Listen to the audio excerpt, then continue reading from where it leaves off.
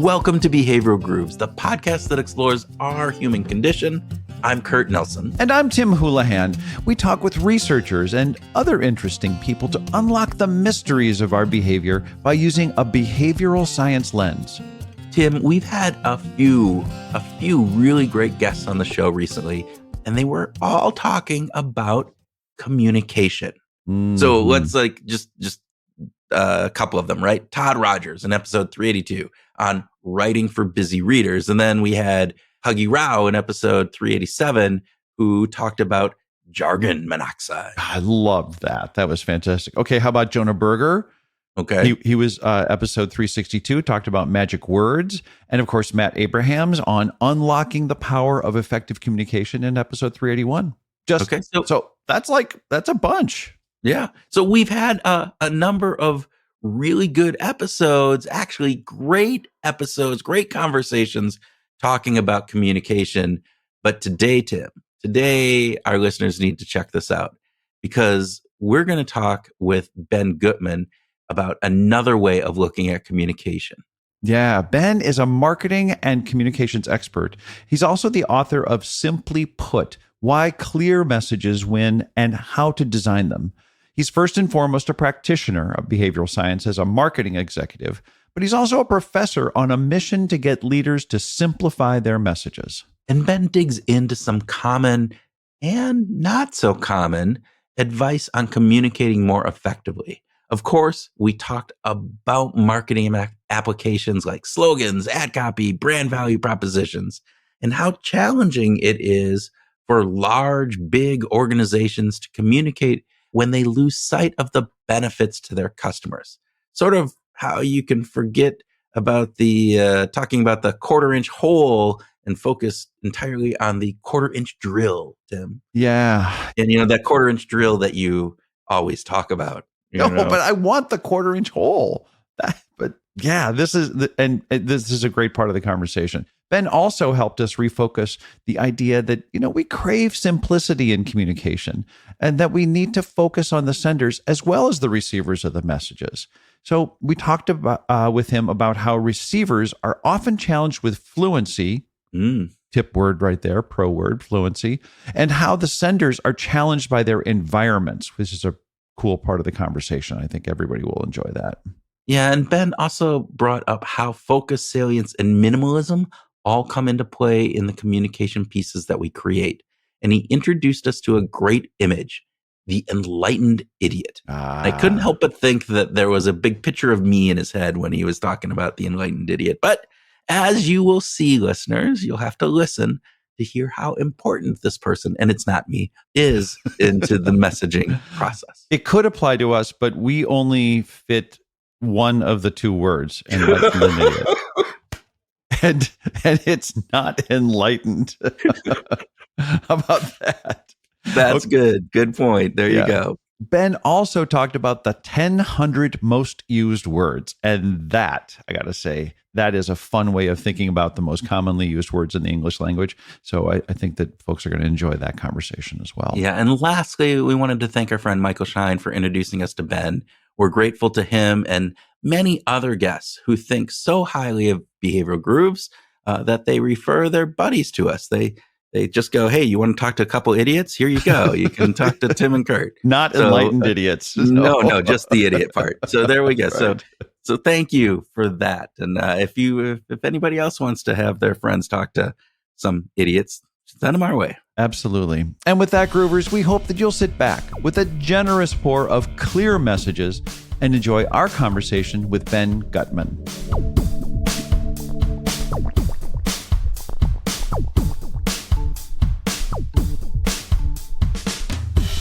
Ben Guttmann, welcome to Behavioral Grooves.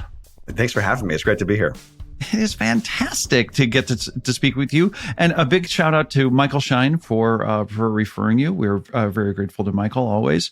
And we have to find out immediately, quickly, coffee or tea? So I'm glad you asked me that because I was listening to another one of your episodes and I was hoping that I would get the coffee or tea one because I don't drink coffee. I love the smell of coffee. I love the vibe of a coffee shop. I'm exclusively a tea person though. You and I are in the same boat. This is fantastic. Yeah. Oh man, I'm going to be left out of this conversation, aren't I? Because you two just connected, and I'm going to be the third wheel. You're always the third wheel, Kurt. No, but Ben, you said the magic words. Like, you love the smell of coffee. I love the smell of coffee. Mhm. The taste just feels like it's a cross between manure and mule piss. I don't know. It's just, Every time I accidentally take a sip of like my wife's coffee cup, I'm always like, "Ugh," it's not a great reaction. I appreciate a very good tea. I live in Queens, and right over the border in Brooklyn, there's a tea shop called Balak, and they're not paying me for this, but it is some of the best loose tea you're ever going to get. wow. And so I go there, I get the fancy teas, but also like I'm sitting upstate right now, and I just have my 10-cent like Twinings tea. I can go the full range for it.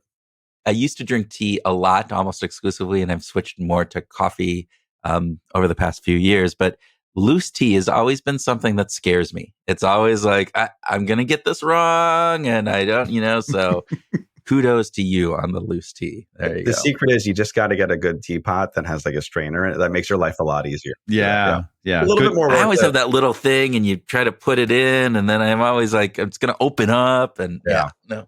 That's more trouble than it's worth. All right. As Well we said. mentioned in the pre-show, that the speed round isn't always speedy. This is that. So Right. I'm going to go, and I'm going to move us on to the second question. I could speak the whole time about tea if you want, by the way. There's a great book I read about the We could probably enjoy that. I don't know how much our listeners would enjoy that. Yeah. So we might have to rechange, behavioral teas, and then we could Then it would we could be do good, that. There yeah. you go. All right. Would you prefer to learn a new instrument or a new language? I'm going to go with language. I have no musical talent whatsoever. I enjoy music. I enjoy going to live music. I can barely clap on a beat, let alone play any sort of instrument. My brother got all the musical talent. I got like the visual creative talent. He got the musical creative talent. So I will absolutely take the language. We meshed there, and Tim's on the outside there. So, Yeah. all right, I think we got it. I'm the same way. So, yeah. We're 1 for 1, each of us here. All right. So, true or false, Ben? Complexity is only rewarding when we're genuinely motivated, and most of the time we aren't generally motivated to take on complex tasks. True. So you're referencing, I believe, kind of one of the last pieces of the book there, which I talk about. So my book's called Simply Put: Why Clear Messages Win and How to Design Them, and it's all about how we crave simple. It's hard for us, and so how do we bridge that gap? And it's kind of the 5 principles I've identified to get us there. And at the very end, I say, but this is where it's wrong. And I talk about the instrumentality heuristic, right? Where sometimes if we want something, and the famous kind of Betty Crocker cake example is what I used in that, where if you crack the egg and it took more work to do it, people are more likely to buy the cake mix than if it was just kind of the instant cake mix. The same thing applies if it's like your PhD thesis, right? And you worked really hard on it. It's more rewarding to do that than it is to kind of cakewalk, no pun intended, to the finish line. So I look at complexity as something that can pull. It's like a rope; it can pull, but you can't push. But most of the time, we're communicating is in kind of that push where we have something to say and we want to get it out. And so when we're doing that, we have to try as hard as we can to get simple. And can I say, I loved the Betty Crocker example. I thought that you use that. It's a classic, example. It gets used all the time, but I don't think that it gets explained nearly as well as you covered it, because it really is about the users, the customers, were motivated to have a more complex task. They were absolutely motivated to be cooking and not just cheating. And so I thought that the way that you served that up, no pun intended, was just perfect, actually. So That's great. Thank you. Just came out. Okay, Kurt. All right, last speed round question. We're not at a record, but we're in the top 10 of length of speed round questions, or at least the tangents off of speed round questions, I'm sure here. So on a scale of 1 to 10, how ironic is it to write a 208-page book about the need for simplicity in writing? Oh boy. I wrote that in the preface of the book on the first page. The first line. First line. Yeah. Because I realized as I was writing the rest of the book that I was like, I need to cut this off at the pass, because every time I told somebody I'm writing a book on how to say things simply, they're like, what is it going to be, 1 page? And I was like, kind of. It could be. And so what I say there and what I say whenever I talk about it is, if that's enough for you, if you just need somebody to remind you to say it simply, to write it simply, to communicate more clearly, then great. Don't read the rest of the book. You don't need it. But the other 207 pages is about the why, is about why it is that we crave it and that we seek it out, and why is it so effective, as well as the how, which is, okay, well, we have this kind of gap between when we send and when we receive, what our kind of mindsets are, and how do we bridge that? And surprisingly deep once you get into it. Simple doesn't mean easy. It's trying to get to a state of ease, but it doesn't mean that the work to get there is easy. Well, and I would recommend for any of our readers, don't stop at page 1. Read the other 207 pages, because it is fantastic. It is, I mean, there's nuggets everywhere. The Betty Crocker way, again, all of those. And as you said, Ben, it's not, simplicity is the goal, but it isn't simple to get to simple, I think, is a one way of saying that there. Okay, so we are talking about your new book, Simply Put, and we should start with an understanding of why the world needs a book on simpler communication. I mean, aren't we already there? Like, we've got social media driving us into shorter messages, and aren't we already there with a whole bunch of needs to communicate simply? I think actually some of those things push us in the other direction, which is it causes more of a need for us to be simple, because the average American consumes 13 hours of media a day. I mean, that's a lot of stuff. That's a lot of messages, a lot of, Facebook and Instagram and Twitter posts. It's a lot of YouTube videos, a lot of commercials, a lot of billboards. And in that environment, we have to kind of do triage in our own brains. So what are we paying attention to? What are we caring about? And so it actually, I would say that argument is in favor of having more simplicity, or of this being more important. Yeah, I would venture to say there might even be a trend. We've recently talked to Todd Rogers about his book recently on writing for busy readers, Matt Abrahams on verbal communication skills, Leidy Klotz, who you referenced, a buddy of ours, about reducing first and adding later. Do you think that there's a trend? Do you feel like there is an increased focus on the need for simplicity? I think so. I think those titles you referenced, and there's been a couple other ones even in the last year or so, which have been even more narrow on the writing or the speaking or the presenting side. I think those are certainly indicative of a trend, and as well as you look at things like how much we've installed ad blockers in the past, couple years, decade or so. How much the downloads for meditation apps have increased. We're in this constantly accelerating media cycle, or technology cycle too. And we are beginning to say we went off the ride a little bit. And so this isn't a book about like austere minimalism or anything. It's inspired in some ways by that. And they rhyme, but it's not quite the same thing. But they're both two ends of the same phenomenon, which is it's busy, it's loud, we're stressed, and in that environment, we have to recognize that's the playing field whenever we're doing anything. If it's marketing, if it's leading, if it's building a business, whatever. Yeah, it's interesting. One of the examples you bring in the book is John F. Kennedy's speech, the famous one. And what I was interesting is that you talk about, like, there's a lot more to that speech than the part that we remember. And so it's not this idea of austerity that you're going to get up there and just give a 2-minute speech or a 30-second speech, but it's making sure that there are components within there and in that communication that are all of that. But with that, thinking about who this book would be most beneficial for. Did you write it for a certain audience? Who's the ideal reader for this book? So it's funny you mentioned that, because I reference as one of the tools in the book is that you should have a single person that you're writing for, or a single person that you're speaking to. And for me, I mean, I tried to write for myself, to be honest. Like, I ran a marketing agency for 10 years. I teach marketing at the Zicklin School of Business here in New York. And I'm on a number of nonprofits, and I'm a consumer, I'm a husband, I'm a friend. And you do all these different things, all these different hats you wear. And I saw through all of those experiences that we all have the same problem, which was that we have things we want people to hear and to understand and to do. And it's really hard for us sometimes to get there. And so there's this gulf that we all have between like the state we want of the world and the things we want people to hear and understand, and what we have internally, and how we're able to connect the two. So that being said, that's who I was, individually looking for, as myself in the past. But in terms of what type of audience would benefit from this, I argue that, my background's in marketing. I argue that we're all marketers today, right? If you are running a business or if you're in marketing function, great. But if you're an advocate, if you're a parent, if you're an educator, all of these people, they're marketers. They have a thing they want to get out there. They have minds they want to change. And this is a toolkit in many ways to kind of translate some of the stuff that marketers do on a daily basis to be more applicable to kind of everybody. Yeah, I think that shows up when you even sort of frame it as it's a playbook. I love that, a toolkit. And that, as a guy who's grown up in marketing myself, that feels very familiar for someone who is in marketing, who's looking to apply these ideas. And there's so many ideas that we can go to, but maybe could you spend just a minute on sort of give us a quick overview of these 5 major principles? Because these are the 5 things that get us to understand sort of why and how, right? So I'll get to that. I'll back up a little bit to kind of what they're addressing too for a second. Perfect. So I distill all these different groups down. I've talked about parents and teachers and advocates. Everybody who has a message they want to get out, they're a sender. Everybody that is on the receiving end of it, I call them a receiver. I strip away all the stuff where somebody can go, what about me?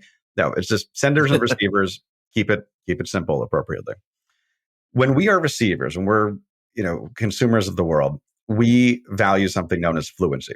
And fluency is a word that we know a lot from. We can be fluent in English or Spanish or Mandarin, fluent in cooking or chess.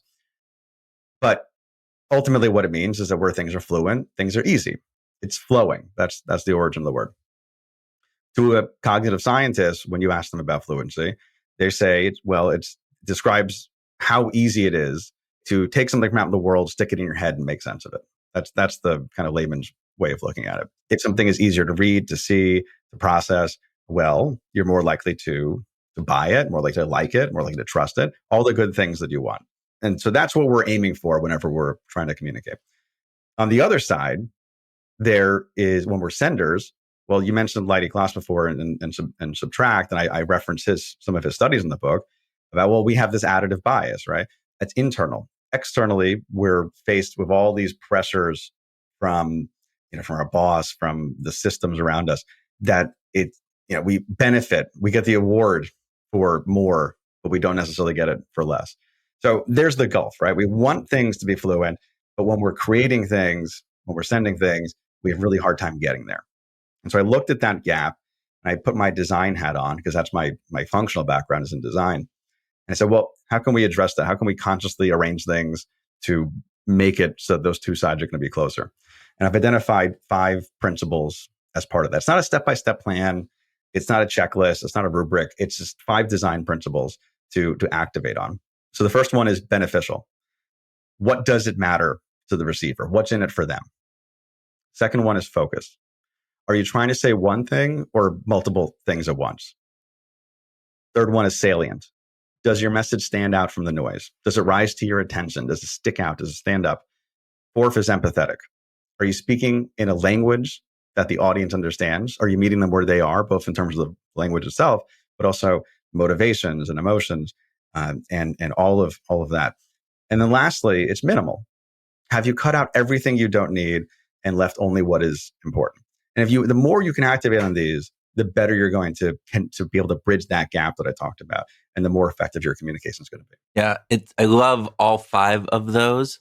I'm going to go back actually at the beginning of the book, because you also talk about 2 secrets that you bring in, and not to give these secrets away, but I'm going to give them away.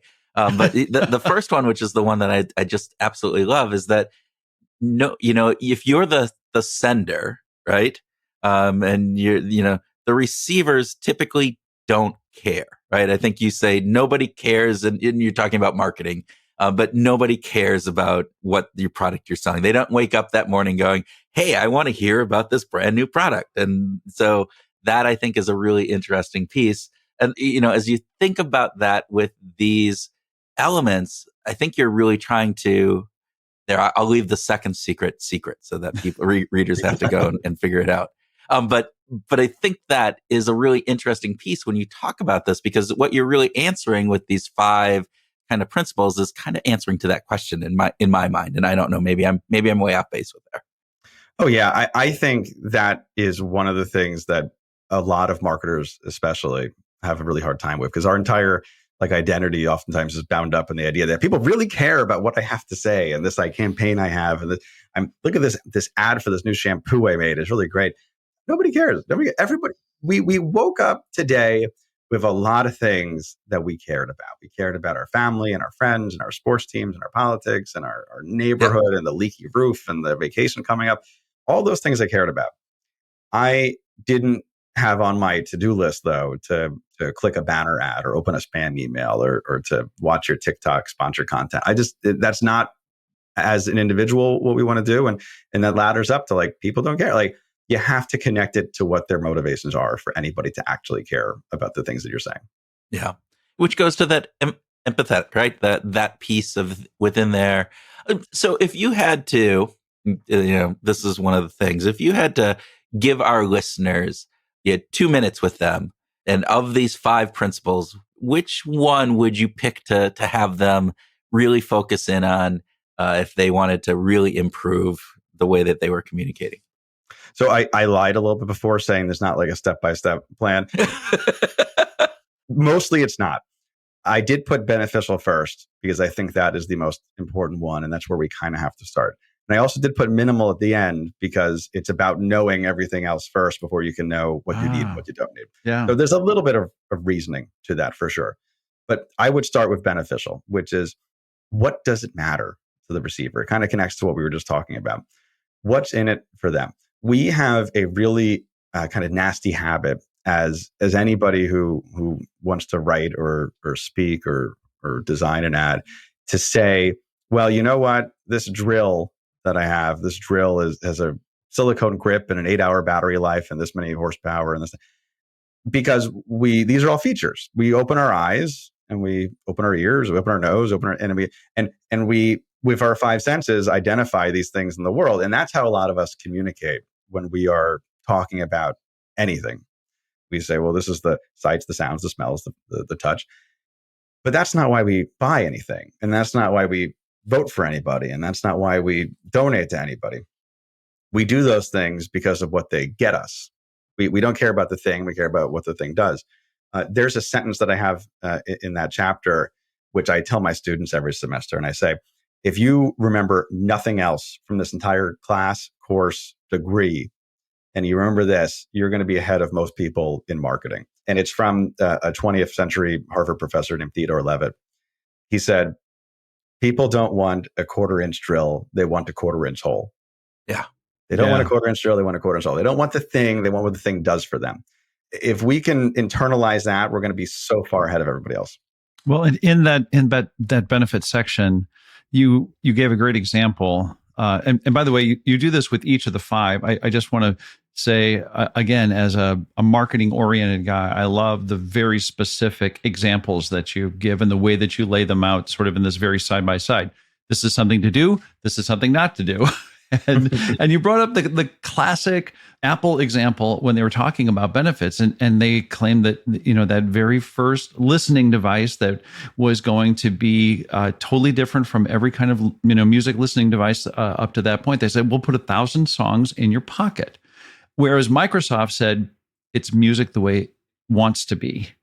And just saying those things out loud makes me kind of laugh, actually. Well, and I love that the example there too, because when we think of, again, that minimalist part, right? They're not that many words apart. They're just a couple words apart. So it's not about the length of the message. It's about what the message is stating. So, oh yeah, it's funny because that Microsoft one, it's got a lot of pretty words. It looks really pretty on a brochure, on the header of a website. And that's a crime that I see a lot of folks commit in their presentations, in their taglines, on their website. They're really good about marketers are really good about putting pretty words together. And we can make it look like that's a beautiful tagline. And I reference this later when I talk about, in the minimal chapter about politics, I talk about some of these like 2016 campaign slogans. And there was the one guy who won, we'll talk about him later. But there's a bunch of guys that lost, and like their campaign slogan, Marco Rubio, was a new American century, leadership for a new American century. And Hillary Clinton was love Trump's hate, or I'm with her. Very pretty words, very beautiful on a bumper sticker. But it's a bumper sticker you're going to forget immediately because they don't mean anything. And when you talk about minimal, about the number of words, that's also an important distinction that I think is a good mindset shift for anybody. It's not about the least amount of characters, words, sentences, paragraphs, pages, whatever it is. It's about the least amount of friction. This is the user experience kind of hat going on, is that you want the least amount of friction between where they are and where you want them to go. Because each bit of friction is another excuse for somebody to pull off and say, I'm going to go do something else. I'm going to pay attention to something else. I don't care anymore. And sometimes that does mean you want to have more words, you want to have more paragraphs, more slides, because it can be easier often to break up something complex into smaller chunks than it is to try to condense it all down and cram it into one really, jargon heavy sentence. Well, and I just, when I think about it, not just this condensing idea, but in the examples overall, it struck me that there are really big corporations and really big organizations that are well funded, that have very bright people working for them, that have been very ineffective in their development of messaging, with the exception of the old dentist versus new dentist. Maybe not so deeply well funded, but it comes to flossing. But I was just kind of scratching my head, like Microsoft and Apple in many ways weren't all that different. A Republican campaign committee versus a Democratic campaign committee, lots of bright people on both sides, both organizations, but some are just incredibly more gifted when it comes to coming up with something that really reduces the friction and delivers benefits. Oh yeah, I mean, it. Two things that came to mind. Number one is I'll kind of, I guess, finish the anecdote there on the dentist piece. So I talk about this when I talk about empathy, and there's, you have to meet people where they are. And I always had bad luck with my teeth, and I was at the dentist one day, and he's digging in there, causing all sorts of pain. And he says, "Well, you only have to floss the teeth you want to keep." Man, you got me. Like, that's it. That's all I needed to hear, and I have flossed every single day since I've subsequent to that. That's right. As opposed to a dentist that goes that like back left one. I don't really care about. You can take that out. We don't floss that one. Compared to contrast that with the bad message, and what's that? Well, the bad message would be something like, you floss every day below the gum line to prevent plaque buildup. Like, yeah, that's true, but that's not what I need to hear. And you don't know your audience at that point. If you tell me I only have to floss the teeth I want to keep, it's like, well, okay, damn it, I'm gonna do it now every day. So Ben, when you think about those messages, you think about what Tim just said, this idea that you have huge organizations, well funded, bright people in them. The marketers within them, I understand this to a certain degree, but why is it so hard? What is the problem that to get down to making something beneficial, focused, salient, empathetic, and minimal? Why do we have such a hard time with it? I think some of the reason is when you look at these bigger organizations, older, more established, juggernaut groups, as they get bigger and further away from the original mission and the original problem, they don't see the benefit as much. They see the features, but they don't see the benefits, because the features always exist, right? I have a whole team that's working on this button for this toolbar and this one app, and they see that all the time. And they're like, this has to be in the marketing brochures that we have this new button. But the benefits start to get lost a little bit because you start to get further and further away. I use Microsoft as a positive example when I talk. I don't remember the exact line in there, but I talk about the first ad for Excel was really great. Actually, it was really good about it, telling you all about the things that you can do and solve with Microsoft Excel. When you compare that to the current marketing for Excel, it's like, we have this new like Office 365, like file sync, whatever cloud thing. Nobody cares. That doesn't help me. They lost the forest for the trees a little bit with that. Sometimes the size and the scale and the experience kind of goes in the other direction. Yeah. It's interesting. I do a lot of work with organizations, large organizations, on their incentive compensation and communicating incentive compensation plans. And what I find is that there's not always, I oftentimes have to push back on the experts. These are the people who are designing these plans. It's the statisticians behind this.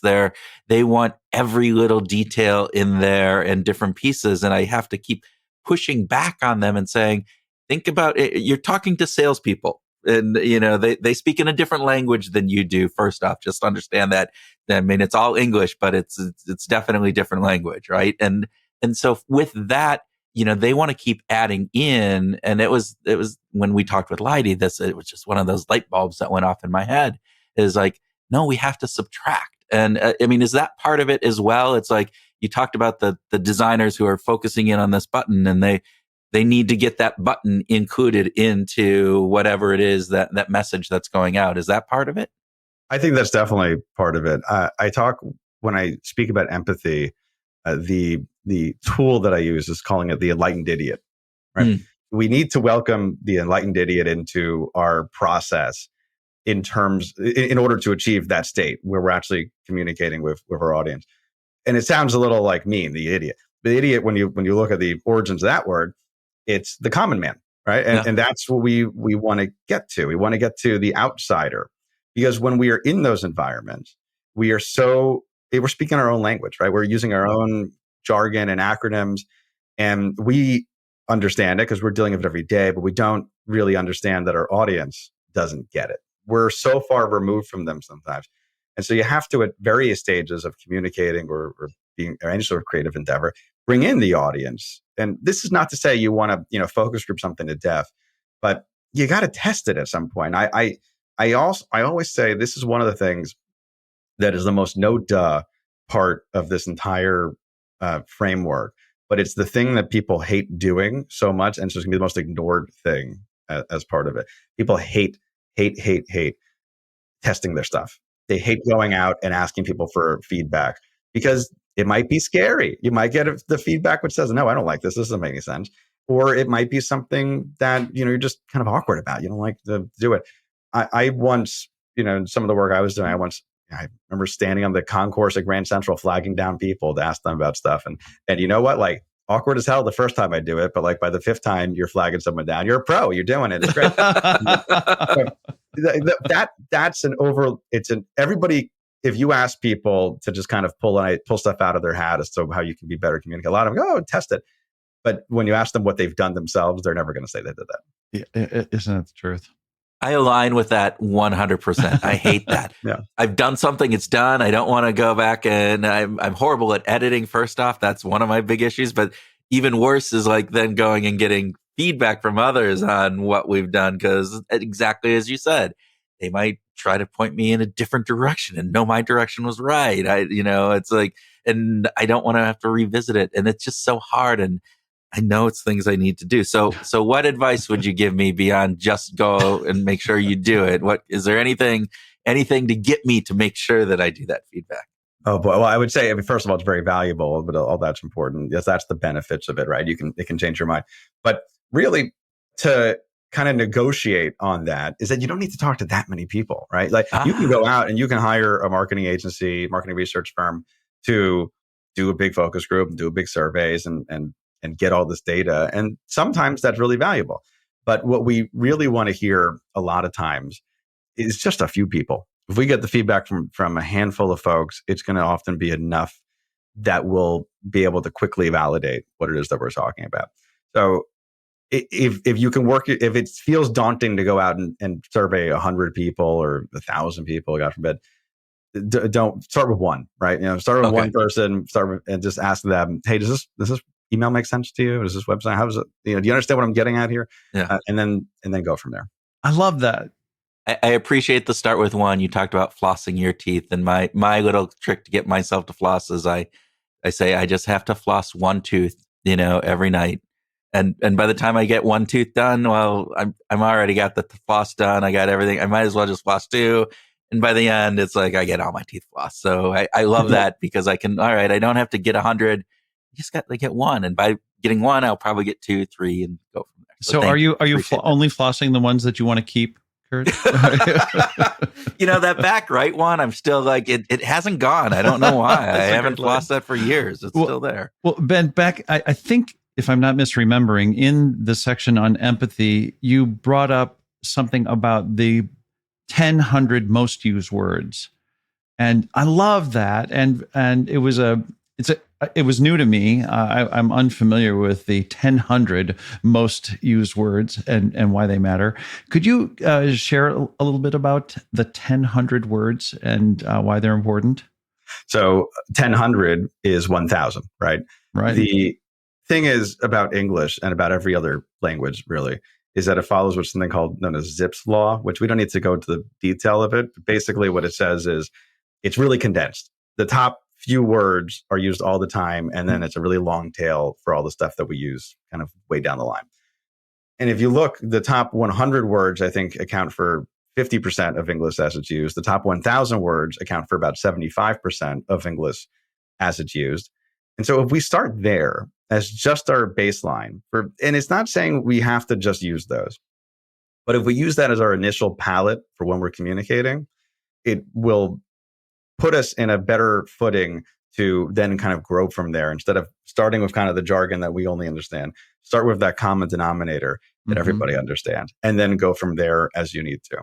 You can do a lot with 1,000 words. It's awkward, right? Like the word 1,000 isn't one of the 1,000 most common words, right? Like it's the 1,000 most common word. There's an author in a webcomic named Randall Munroe who wrote a whole book about this, or using this method, called Thing Explainer. And he goes into explaining how like a nuclear bomb works, how the light spectrum works, and all these other really interesting things using just the 1,000 most common words. And he's really good. It's really good at explaining all these things. It's a little funny because the word nuclear bomb is like not one of the 1,000 most common words. So it's called like the city exploder or something like that. I forget the name, what he uses. And so that's just a kind of a quick, rubric to test some of our stuff by. You don't have to hem yourself in by. There's plenty of tools online that will do this. You can use a lot of AI tools now, even to help test some of that stuff. But it's a good kind of stop, take a look. Am I getting too complicated here? Instead of having to run through, I'm running this through Grammarly and run this, but all that stuff is great. But just check it real quick. Are you using it? How many words are you using here that are not in that top 1,000? If it's too many, then maybe see what you can change. Yeah. I think that's a fantastic message. And so thank you for sharing that. Also, I think you get the William James Reference Award for actually having a reference more than just, the number of books that we read that say, and William James just, the father of psychology was in favor of or supportive of or blah, blah, blah. And it's like one line. But you actually quoted him, and I thought that this was really fantastic. And I have a question, but I'm just going to read this quote so the listeners get the context. William James wrote that millions of items of the outward order are present to my sense, which never properly enter into my experience. Why? Because they have no interest to me. My experience is what I agree to attend to. Only those items which I notice shape my mind. Without selective interest, experience is utter chaos. So it's a fantastic quote.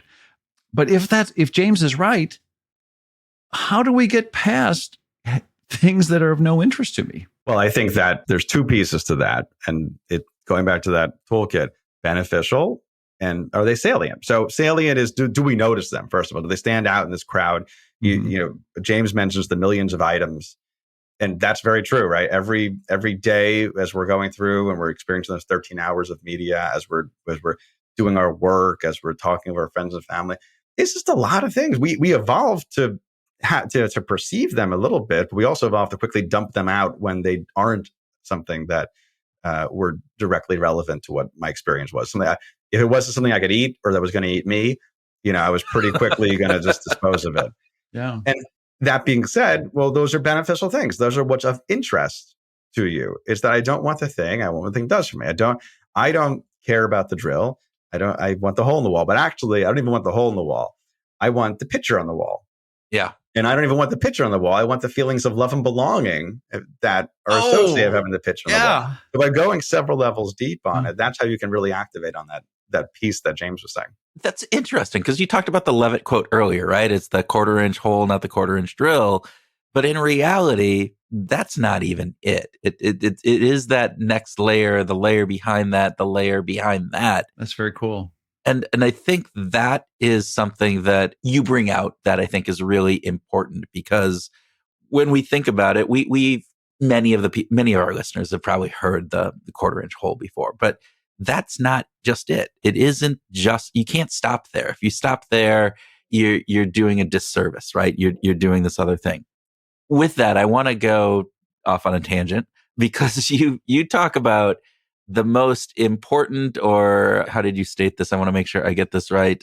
The complex communication endeavor in human history, which is the messages that was put on Voyager 1, which is launched in 1977, which is now, 15 some billion miles away. And at some point, some alien civilization might come across it. And we had to put on there in a very limited amount of time information. So what made this, like, talk a little bit about what got put on there, and then also, if you can, talk about from your perspective what they did and why that was so complex.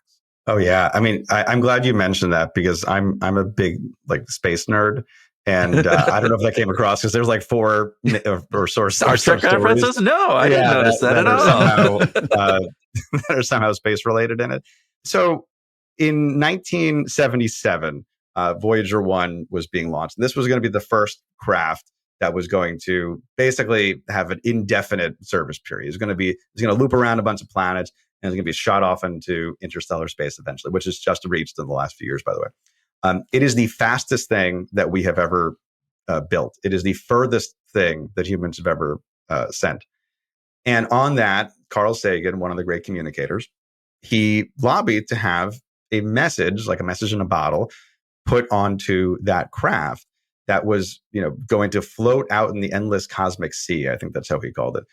The message, it's completely self-contained, right? Because it's going off, and hopefully one day in the distant future, some alien spacecraft, stumbles upon it, picks it up, and it doesn't become the plot to Star Trek: The Motion Picture, which was not very good because that was the intent. But just editorialize just a little bit. Yeah. Okay. Yeah. Hopefully one day some craft picks it up and they receive this message from a long lost civilization. And so on that craft is this golden disc, and on there's a bunch of instructions about where it came from, and and some math symbols and some kind of self-contained diagrams and instructions about how to play the disc. And the first thing on there's music, there's photos of humans and of animals and of the Taj Mahal and a bunch of other stuff. And on there, though, there's a bunch of greetings in a number of different languages. The first one is in Sumerian, and it translates to "May all be well, may all be well." And that is across this inconceivable expanse of space and time. The first message to another species is just a simple idea: is that we care about the receiver, that we care.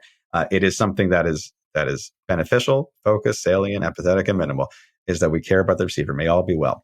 And I think that is a wonderful kind of coda to this entire project. Ben, thinking about the book, was there a playlist? Did you listen to music while you were writing the book?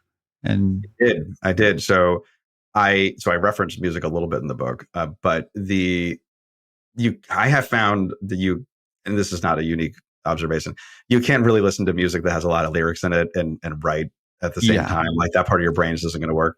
So I did put together a playlist that has a very eclectic mix of nonverbal music on there. And I wrote this partially after I saw Top Gun Maverick, and I had the Top Gun theme song playing many times kind of in my head.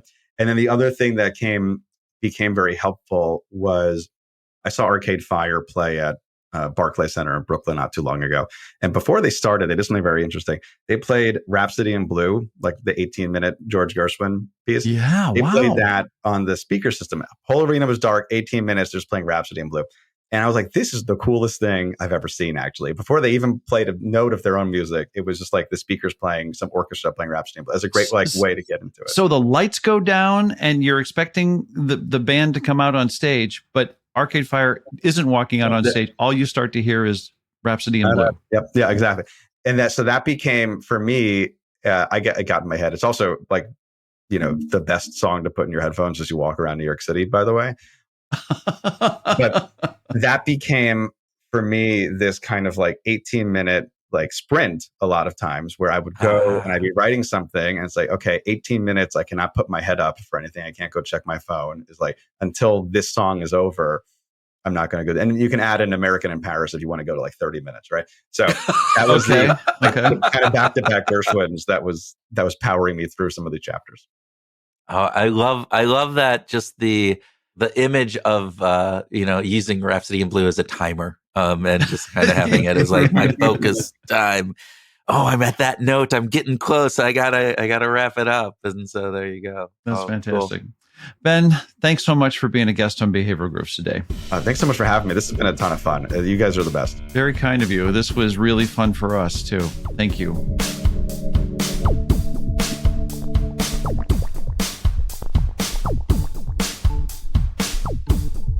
Welcome to our grooving session where Tim and I share ideas on what we learned from our discussion with Ben, have a free-flowing conversation, and groove on whatever else comes into our idiotic, fluent brains. There you go. Our idiotic and fluent brains. Well, I wanted to bring back the idiot part from the beginning in the intro. Yeah. And then fluency. And then fluency, because, it's so cool. And, obviously the idiot part of me didn't realize that the idiot and fluent didn't go together. So see, it works, right? It worked. Check that one off for today. Yep. Okay, where do you want to start our grooving? What was salient for you? Ooh, good. Ooh. So 1,000 words, not 1,000. Yeah. Love some of that. But I think one of the interesting pieces, and we mentioned this in the intro, we have had a lot of people on recently talking about communication. Yeah. And this need to improve our communication across the board. And I think Ben kind of was a really good fit, kind of being at the end of these kind of conversations, because this idea about simplicity, this idea of we crave this simplicity, that it's a universal aspect, that we really want to have those messages be delivered to us in a salient and fluent manner, and that is really important to us. Yeah, we could even say that simplicity is like a big friction reducer, right? That and so much of behavioral science is focused on reducing friction. Well, when we go for simplicity, we tend to be, reducing friction and increasing fluency, which I think, we have to get into, I think, a little bit. Yeah, and I think one of the reasons we might crave simplicity is because we don't get it. Yeah.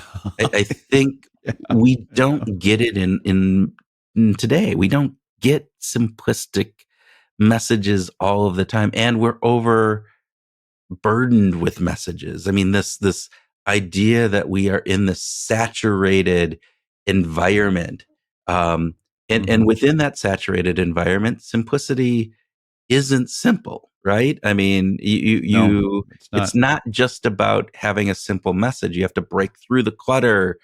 What was it? What did he say? American consumes how much? 13 hours of media a day? 13 hours. Oh my God. Yes. Yeah. That is just unfrickin' believable. But this idea of, all right, how do we break through that? There was something in his book about we're wearing this armor and we need to break through this armor. And I just thought that was a wonderful kind of analogy is, you have 13 hours of media a day. All right, you have to break through. And we think to do that, we have to be complex or funny or, whatever. But I think we're craving that simplicity, that salience that we need. So as much as Ben focused on the receiver, I also really appreciated that he focused on the environment of the sender. As a guy in a corporate world, we got to get that analysis done right away. The boss wants that report. There's all kinds of things that are creating a sort of hostile environment for creating simple communication. Because as you said, simple communication or simplicity is not simple. That means it's going to take time and effort to come up with a simple message. What's the quote that's always attributed to Mark Twain? I don't know if it was him or not, but I would have written you a short letter, but I didn't have the time. Yeah, You know, right. and I Yeah. think there's something to that. There is this idea that we have to work at simplicity. Yeah. And that piece is one that we feel overburdened. The environment, as you said, the boss wants this tomorrow, all of these things. And yet we need to slow down and really make sure that we are putting the time, energy, and effort into creating clear, salient, beneficial, fluent messages. And we should probably do that with this podcast too, but we just rushed through it. So I see what you're doing there. You're bringing up Ben's 5 points there, 5 ideas. some of them. Yeah. Some of them. Yeah. I want to make sure that we do talk a little bit about fluency, You because like that word. I really like how Ben, he said, I think he defined it as something that's easy to take from the world, to stick in your head and make sense of it. So this kind of plays to a little bit of confirmation bias, right? Because it's going to have to sort of make sense to us. But if it doesn't make sense to us, boy, we've just increased the friction factor by 100-fold, right? Yeah. If it's got to make sense to us. It has to stick in our head. So this is why songs are so good, because they are something that we can take from the world. It sticks in our head and it makes sense to us. But this is the interesting piece too, when we get into corporate world, right? I was just talking with a client. They sent me their incentive compensation plan. I have read thousands and thousands of incentive compensation plans in my life. And was the one that you got from the client fluence? Did it have a high degree of fluency? I did not understand a freaking it was no. It was one of these where I'm like going, wow, they're using acronyms that I had never heard of. They have a 8-part process put in to determine a salesperson's incentive plan that is just this whole mismatch of different things. And yet, so this was the written piece. And yet, when I got on the phone with the executive leader over this group, he was very articulate and fluent in explaining how this worked. And he laid that out. And I said, and so now it's our job to take, this crazy, unreadable kind of thing that's full of jargon monoxide, and making it into a fluent, salient, beneficial, maybe not minimalist, but this component that people can actually get. And to your point, this idea of fluency, right? So that I read this or I go through this PowerPoint and I understand, right? It makes sense in this world. It has meaning and it sticks with me, so that I am actually motivated to go out and drive the sales that I need to drive. Yeah. I'm glad that you brought that up. Can I also just do a little reframe on one thing that kind of sticks with me? Ben said, hey, we're all marketers. And I'd just like to reframe that just a little bit to say, we all do marketing, but maybe we're not all marketers. And it kind of reminds me of like the way, like we all do accounting, right? If we just keep the books on our home budgets, right? We're doing accounting, but we're not accountants. Some of you do. I don't even do that. Yes, you do. Oh my God, I know that's the idiot part of me. You're a financial maven. You care for that stuff very carefully. But I think that it's not a bad thing to be thinking of ourselves as doing marketing or doing accounting or being a messenger. That, we don't have to be copywriters, but we can certainly be people that figure out how to write copy from time to time. So Tim, going back to Jonah Berger and his magic words, right? Mm-hmm. When we talked about that and being a voter as opposed to a person who is voting. Yep. So that's it. So should we think of ourselves as marketers? Should we reframe ourselves in that manner so that we actually take this with more responsibility, that we do the behaviors that a marketer would do as opposed to doing marketing? That's a good question. I don't know. The short story is I don't know, Kurt. I'm not sure if that would necessarily be better or not. Do you have an opinion? I don't know. I'm with you. I do think, though, to your point, I don't think we are all marketers. I think we do all do marketing. Yeah. Though, Yeah. right. It is the accounting piece, as you said. I'm wondering, though, again, as we think about the language that we use and how language is important and fluency and those 1,000 words and all of those factors that come into play is, how do we identify ourselves when it comes to communication? And that identification matters because I think it's going to make an impact on how we do this. And so for myself, I might try to think of myself I might label myself as a marketer or a communicator. Maybe I'll just label myself as a communicator. So, cool. All right. Okay. All right. Anything else, Mr. Houlihan, as we get to the end here? No, I think that'll do it. All right. I think that's a wrap. So that's it? That's all you're going to say? That's a wrap? It's simple. It's focused. It's salient. Okay. That's a wrap. Okay. I think you might be interpreting Ben's comments just a little bit too literally. Oh, you might be right. Maybe that's true. Oh, man. All right. We want to thank Ben for being a wonderful guest on today's episode. And we want to thank you, our listeners, for supporting us and listening to us. We really, really appreciate being able to share these ideas with this community. Yeah, we appreciate you taking time out of your busy day to listen to a couple idiots as we talk to really smart people. And hopefully these idiots can piece out something from these very smart people that you can find useful in each of these episodes. And, this year we're going to try some new ideas and we'd love your feedback. So please give the show a rating, give us a shout out on social media, send us some ideas on what you would like to see. We just love hearing from you, and so we appreciate it. Yeah. And so with that, we hope that you find a simple and fluent way this week to go out and find your groove.